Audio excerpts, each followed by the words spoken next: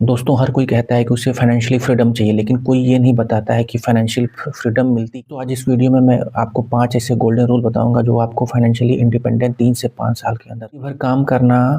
Financially freedom नहीं है, financially tension है। हर महीने हमको सैलरी मिलती है और वो सैलरी हमारे खर्चों में सब समाप्त हो जाती है, ख़त्म हो जाती है। तो इससे हमको कुछ मिलने वाला नहीं है। इन द फ्यूचर कोई अगर बड़ा सेटबैक आ गया हमारी लाइफ में, तो हम उसको संभाल। फ्रीडम की पहली सीढ़ी है वो आपका इनकम सोर्स। इनकम सोर्स का आशय ये है कि आप जो कमाते हो उसमें से कितना बचाते हो। आप महीने में सपोज दैट 1 लाख रुपए कमाते हो तो आप कितना उसमें सेव करते हो, ये इंपॉर्टेंट है।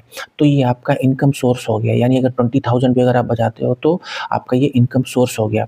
दूसरा है कि आप अपने एक्सपेंस कंट्रोल कैसे करते हो, मतलब आपके खर्चे कितने हैं, क्या आपके खर्चे आपके इनकम से ज़्यादा हैं, क्या आप अपने खर्चों को कंट्रोल नहीं कर पा रहे हो। तो अगर अगर आपने अपने खर्चे को कंट्रोल कर लिया तो आप पैसा बचा लोगे और उस पैसे को इन्वेस्ट कर लोगे। तो खर्चे को कम किया कैसे जाए?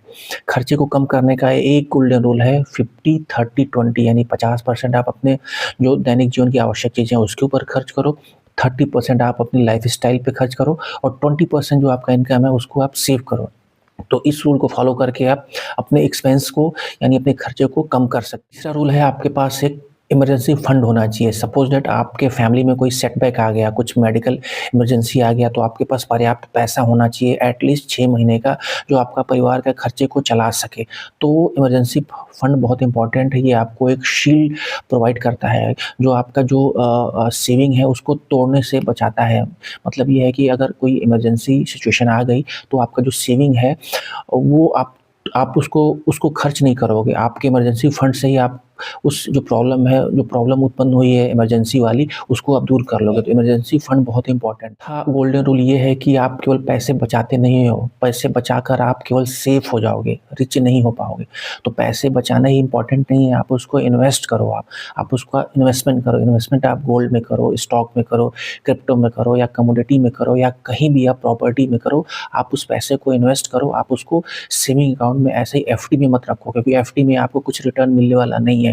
आप पैसे को बचा के अमीर नहीं बन सकते हो, पैसे को आप निवेश करके, इन्वेस्ट करके आप अमीर बनो। गोल्डन रूल है आपके पास मल्टीपल इनकम सोर्स होने चाहिए, यानी केवल आप अपनी सैलरी के ऊपर डिपेंडेंट ना रहो, केवल अपनी सैलरी के आय के ऊपर आप डिपेंडेंट ना रहो। आपके पास अदर इनकम स्रोत भी होने चाहिए।